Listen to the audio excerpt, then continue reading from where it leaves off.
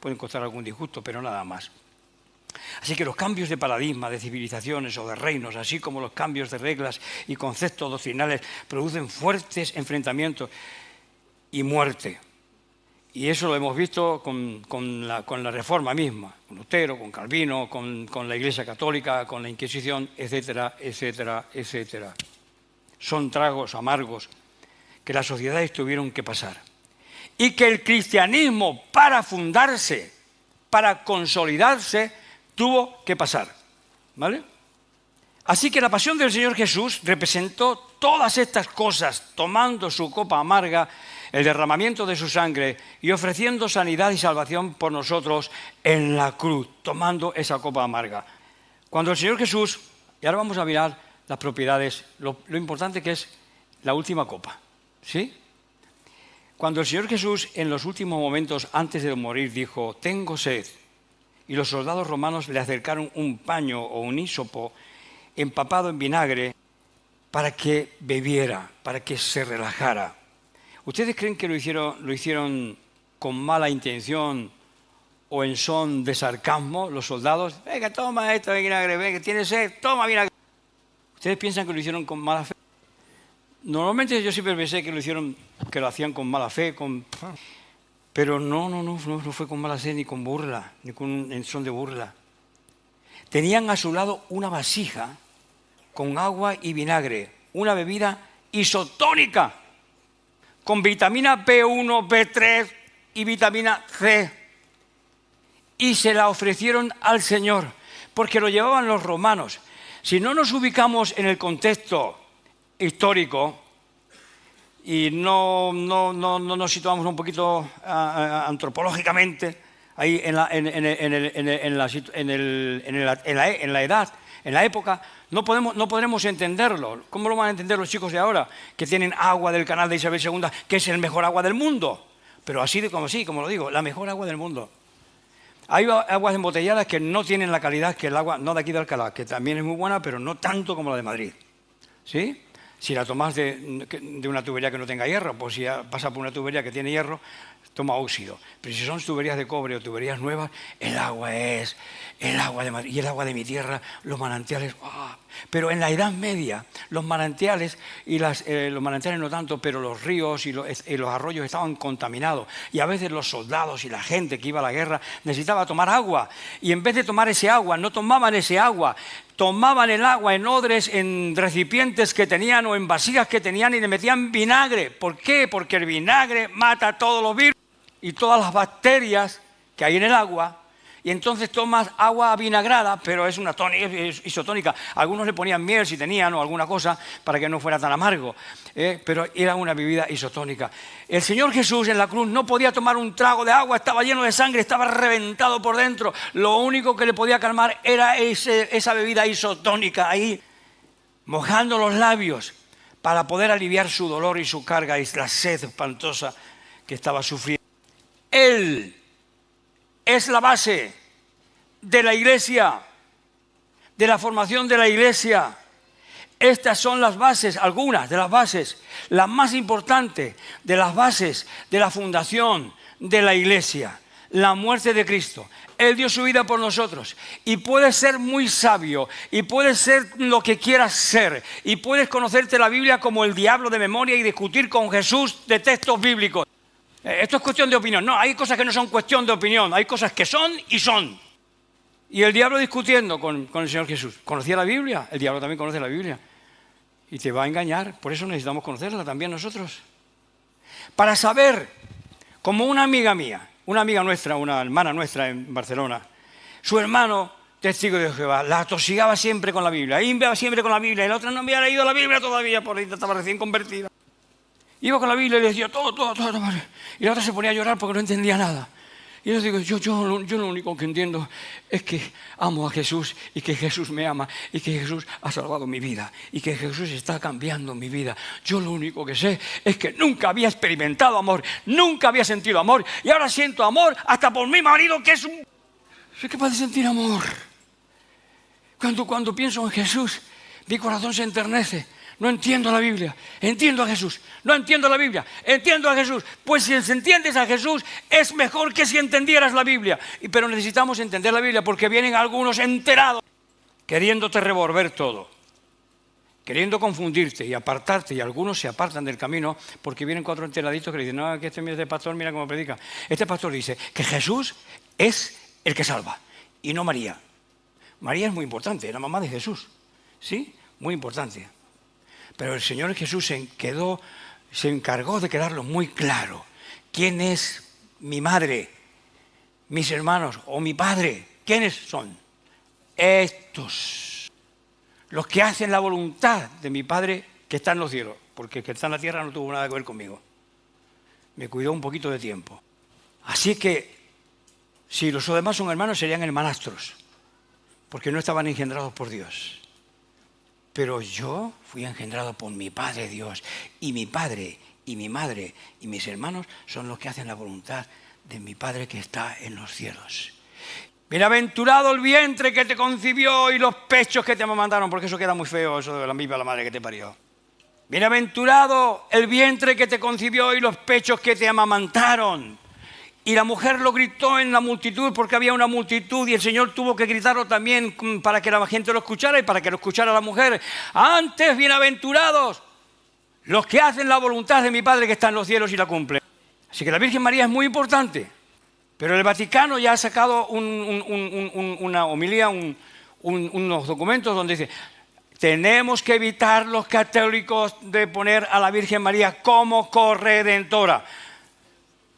En todo caso como intercesora, pero como corredentora no. Interceder puede interceder uno por otro, puedes tú interceder por tu amigo y vente a la iglesia que aquí hay un loco que ya verás tú que te va a poner las pilas. Puedes interceder, pero no redimir, no salvar. Amén.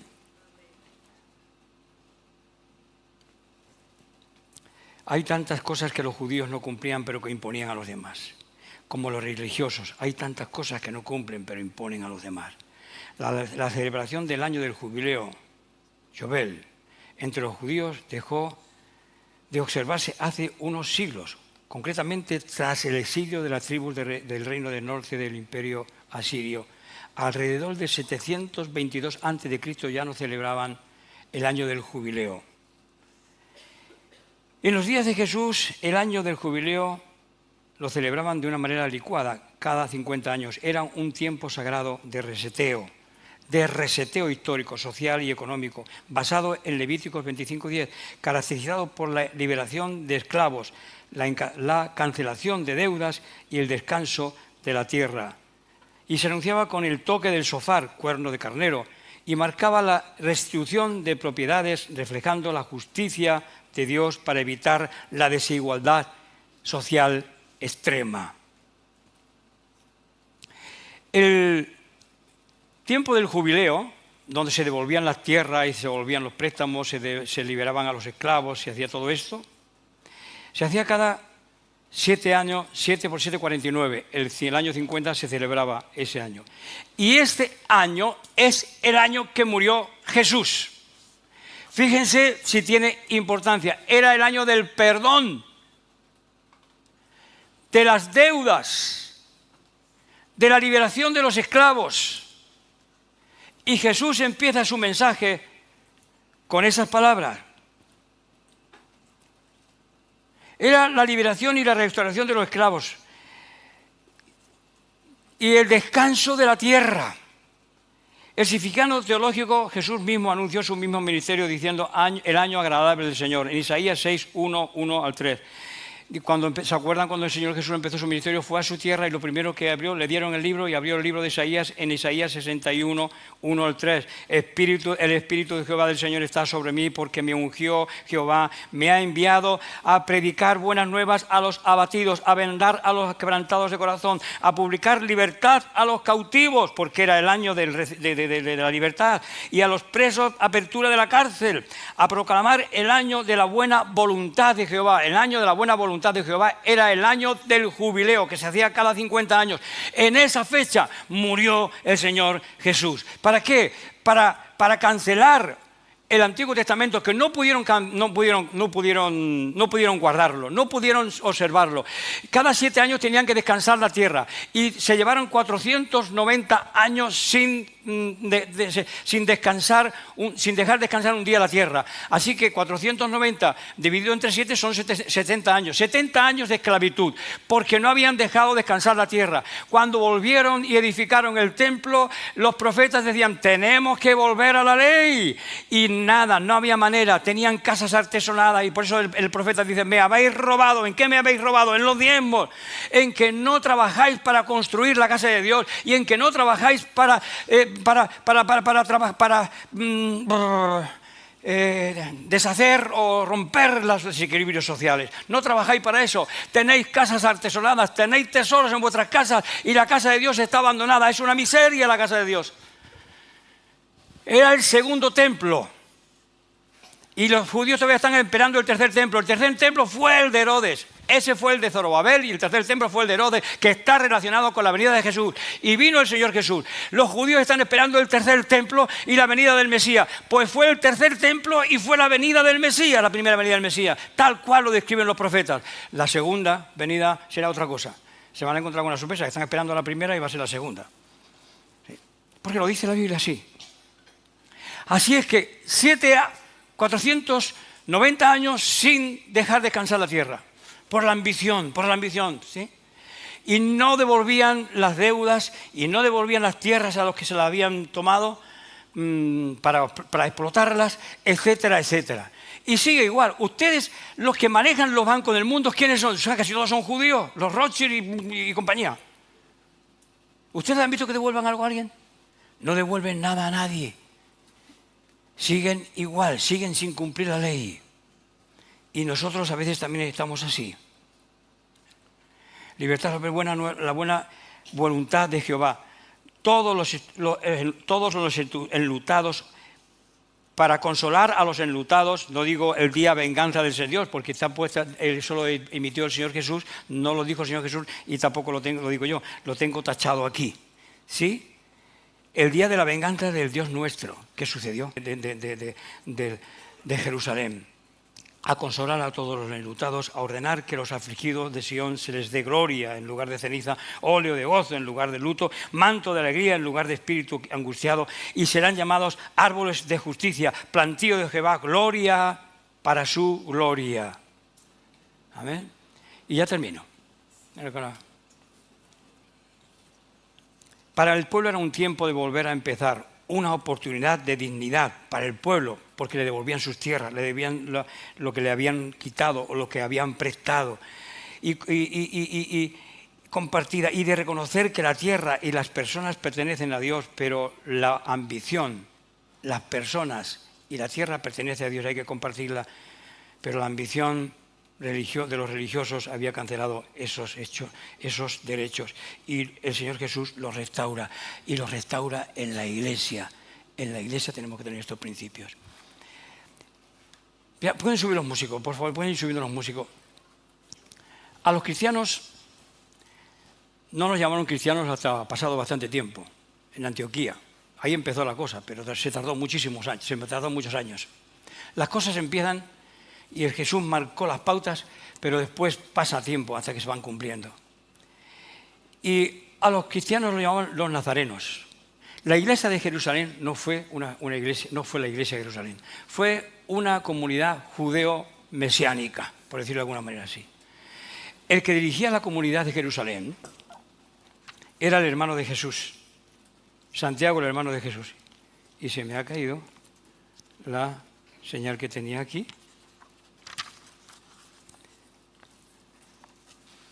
Y miren lo que dice San Cirilo de Jerusalén, uno de los primeros obispos de Jerusalén más antiguos. Dice, cuando Jesús se murió, se apareció a Pedro y a todos los 12 apóstoles.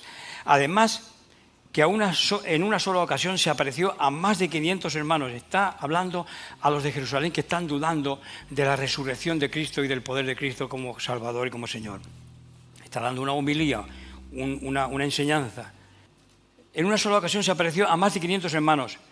1 Corintios 15, 16. Si no creéis a 12, creed a 500. y después se apareció a Santiago, su hermano, que fue el primer obispo de esta ciudad. Si un tal obispo, habla en un tono despectivo, si un tal obispo llegó a haber resucitado a Cristo, tú, que eres discípulo, porque Santiago no fue discípulo, no debes dudar nada. Pero dirás, era su hermano Santiago y dio testimonio por obligación. Después se apareció a Pablo, su amigo, su enemigo. ¿Qué testimonio dado por un enemigo se puede tomar en duda? Yo, que antes fui perseguidor, ahora anuncio la resurrección. Está hablando Cirilo de Jerusalén a los alumnos que tenía en la ciudad de Jerusalén. Y no está hablando bien de Santiago, porque Santiago ni fue apóstol de Jesús, ese Santiago no fue apóstol de Jesús, ni fue seguidor de Jesús, estaba siempre corrigiendo a su hermano, porque se salía de los cánones de la orden de los nazarenos. Se salía de la orden de los cánones de los nazarenos. Y era el mayor, era el hijo mayor, Santiago, el justo. El justo porque era el maestro de justicia, porque era el líder de la secta de los nazarenos. Mateo 26, 71. Saliendo él de las puertas, le vio otra y dijo a los que estaban allí: también este estaba con Jesús el Nazareno. Mateo 1, 24, diciendo: ¿qué tienes con nosotros, Jesús, un demonio? ¿Qué tienes con nosotros, Jesús Nazareno? Los demonios y los ángeles conocían mejor a Jesús que... Los conocían todos, pero después intentaron desvincular a Jesús de esa secta, ¿sí? Has venido para destruirnos. Sé quién eres, el Santo de Dios. Marcos 10, 47. Y oyendo que era Jesús Nazareno, comenzó a dar voces y a decir: Jesús, hijo de David, ten misericordia de mí. Y oyendo que era Jesús, no de Nazaret, Nazareno. Jesús, hijo de David, ten misericordia de mí. Los demás le mandaron que callaran. Y cuando vio Pedro que se acalentaba, y cuando vio a Pedro, una mujer que se calentaba, mirando, le dijo: tú también estabas con Jesús el Nazareno. Marcos 16, 6. Mas él le dijo: no os asustéis, buscáis a Jesús Nazareno, el que fue crucificado, ha resucitado. Los ángeles están diciendo a las mujeres: más les digo, no os asustéis por nuestra apariencia. Buscáis a Jesús Nazareno. Los ángeles le están llamando Nazareno, y no de Nazaret, no del gentilicio de Nazaret, sino de perteneciente a una secta. El que fue crucificado ha resucitado, no está aquí. Mirad el lugar en donde le pusieron, está vacío. Lucas 4:34, diciendo: déjanos, ¿qué tienes con nosotros, Jesús Nazareno? ¿Has venido para destruirnos? Yo te conozco y ¿quién eres? El Santo de Dios. Lucas 18, 36, 38. Al oír la multitud que pasaba, preguntó: ¿qué era aquello? Y le dijeron que pasaba Jesús Nazareno. Entonces dio voces diciendo: Jesús, hijo de David. Lo repite en el Evangelio de Lucas, lo habíamos visto antes en el de Mateo. Y Jesús dijo: ten misericordia de mí. Lucas 24, 19. Entonces él les dijo: ¿qué cosas? Y ellos le dijeron: de Jesús Nazareno, que fue... Estos son los discípulos que estaban caminando camino de Maús, y le dijeron: ¿tú no has escuchado de lo que ha pasado en Jerusalén? ¿De qué cosas han pasado en Jerusalén? Pero tú eres el único alienígena que ha estado aquí y no se ha enterado de todo lo que ha pasado. Y era el Señor Jesús que estaba caminando con ellos. Y entonces él les dijo: ¿qué cosas son las que han pasado? Y ellos le dijeron: de Jesús Nazareno, no de Nazaret, que fue varón profeta, poderoso en obra y en palabras delante de Dios y de todo el pueblo. Juan 18:5. Y le respondieron: a Jesús Nazareno. Jesús le dijo, y le respondieron: a Jesús Nazareno. Y Jesús le dijo: yo soy. Cuando fueron a buscarle al huerto de Getsemaní: ¿a quién buscáis? A Jesús Nazareno, no a Jesús de Nazaret. Yo soy. Y cayeron para atrás. Y estaba también con ellos Judas, el que le entregaba. Juan 18:7. Volvió pues a preguntarles: ¿a quién buscáis? Y ellos dijeron: a Jesús Nazareno. Juan 19:19. Y escribió también Pilato un título que puso sobre la cruz, el cual decía: Jesús Nazareno, Rey de los judíos. ¿Cómo aparece ahí en ese texto? Todo en mayúsculas, ¿verdad? Jesús Nazareno, Rey de los judíos. No eran cristianos, eran nazarenos, que creían en un nazareno que era el Mesías. no era Jesús de Nazaret, era Jesús el Nazareno, un líder de la secta, bueno, un líder zafado, apartado de la secta, como Juan se apartó de los esenios, para formar la iglesia, para formar un nuevo pueblo. Y Pilato escribió allí en la cruz un cartel arriba, por eso los ortodoxos tienen una cruz con 2 brazos, porque el otro brazo es el cartel que puso Pilato, y en la cruz nuestra no consta así. Jesús Nazareno, rey de los judíos. No digas que es el rey de los judíos. Él decía que era el rey de los judíos. Así que borra ese letrero y pon el que él decía que era el rey de los judíos. Lo que he escrito, escrito está. Hechos 2:22. Varones israelitas, oíd estas palabras. Jesús Nazareno, varón aprobado por Dios entre vosotros con las maravillas, prodigios y señales que Dios hizo entre vosotros por medio de él, por medio de Jesús el Nazareno, como vosotros mismos sabéis, hacemos estas cosas. Y a Pablo, que no está ahí, le llamaban Pablo prisionero, lo llevaron delante de Félix. Es que este es el principal de la secta de los nazarenos. Queremos aprender cómo se formó la iglesia y qué pasaba. Esta era una de las cosas que pasaban y que está en muchos textos tergiversada. Dicen Jesús de Nazaret. Era Jesús el Nazareno. Y la iglesia en Jerusalén fue una iglesia judeo-mesiánica, porque había una confusión terrible, unas luchas terribles. En Hechos 15 aparece eso, pero en Hechos 15 solamente había 2 apóstoles, o un apóstol, Pedro, porque Pablo fue un apóstol adoptivo. De los que estuvieron con el Señor Jesús, el único que estaba era Pedro, porque el Santiago no era apóstol ni seguidor de Jesús, era hermano de Jesús, líder de la secta de los nazarenos, y para él su hermano había roto todos los cánones. Y a veces el cristianismo tenemos que aprender a romper los cánones y las estructuras donde nos meten y ser libres para alabar y bendecir el nombre de Dios. ¿Sí? No hay religión que nos pueda impedir, ni estructura que nos pueda impedir ser libres y expresarnos delante de la presencia de Dios. Amén. Vamos. Tal y como somos, nos amó.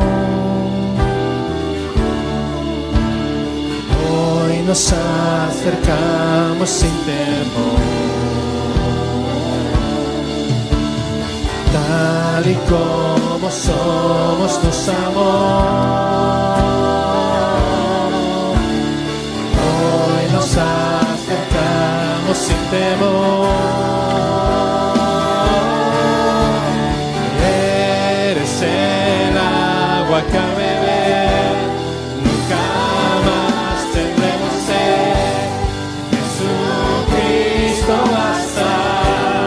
Jesucristo basta. Mi castigo recibió, mi herencia me entregó. Jesucristo basta. Jesucristo basta.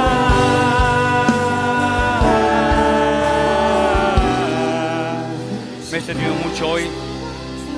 No quiero mantenerlo más tiempo. Jesucristo basta. Necesitamos conocer, pero esto no nos da la salvación. Necesitamos conocer para contestar a los preguntones, porque el apóstol Pedro dice que necesitamos conocer para dar razón de nuestra fe, pero no porque el conocimiento salve. Jesucristo basta. Y así como nuestra amiga en Barcelona, el testigo de Jehová, iba todos los días con la Biblia allí en la mano, y ella no conocía nada de la Biblia. Yo lo único que sé es que Jesús me ama, y yo lo único que sé es que amo a Jesús, y que Él me está enseñando a amar hasta a mi marido, o a mi esposa, o a mi próximo. El amor es lo que cuenta. Eso es lo que cuenta. Jesucristo, basta. Medita en Jesús, piensa en Jesús. Él ha puesto rostro al Espíritu Santo, que está trabajando en cada uno de nosotros y nos da conforme a la medida de nuestra fe, no a la fe de otro, no a la fe de alguien que ha inventado una nueva teología, una nueva doctrina, de acuerdo a nuestra fe, no a la fe de otro, no a la fe de nadie, sino a lo que Dios me muestra a mí en las Escrituras.